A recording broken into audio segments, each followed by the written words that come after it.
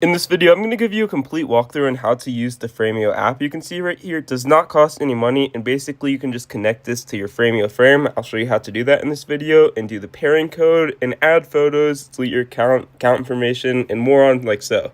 But if we actually just open up the Frameo app, you'll need to log in. You just need to log into your Frameo account. It doesn't have to be associated with your frames login. It can be any account and you can still add photos to frames. But once you're logged in, you can actually see your name right here, as well as your profile icon, account settings, and connected frames right here. And if you just click on this connected frames in the middle of the screen, basically, you can see all of the frames that you're actually connected to on this app. And if you do not see any frames and you want to add a frame to it, you can see in the very top right hand corner, there's a little guy icon with a plus next to it, and you can basically get your frame code from the settings on your frame, type it in, and then click on OK to connect it from there, or you can use the QR code.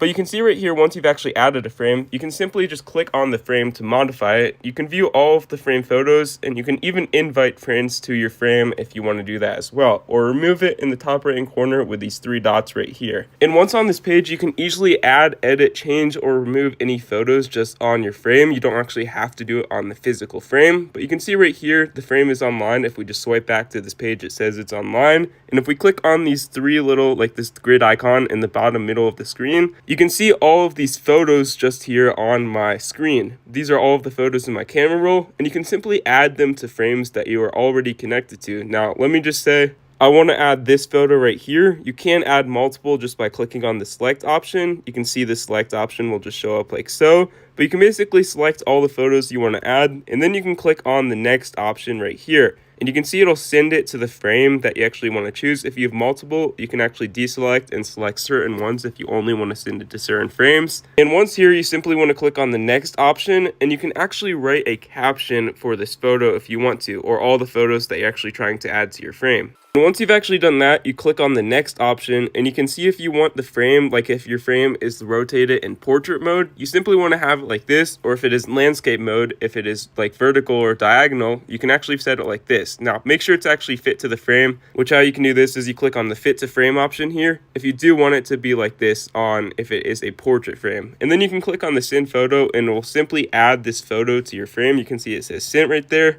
And you can easily view the past history just by clicking on this like icon in the bottom right hand corner of the screen of all the photos that you've actually delivered to the frames that you have connected. And you can always X out any of these or clear any of this history or just remove them from the frame just on this page like so. That's all you need to do to basically use this app. Again, it's basically really easy just because it allows you to connect your frame, modify, change any photos, or add photos to it. You don't even have to be associated or nearby the frame. I'm basically like hundreds of miles away from the frame right now, and you can still do this as long as you're connected to the internet. But that's all you need to do to use the Frameo app. If you found this helpful, consider liking the video down below, and have a great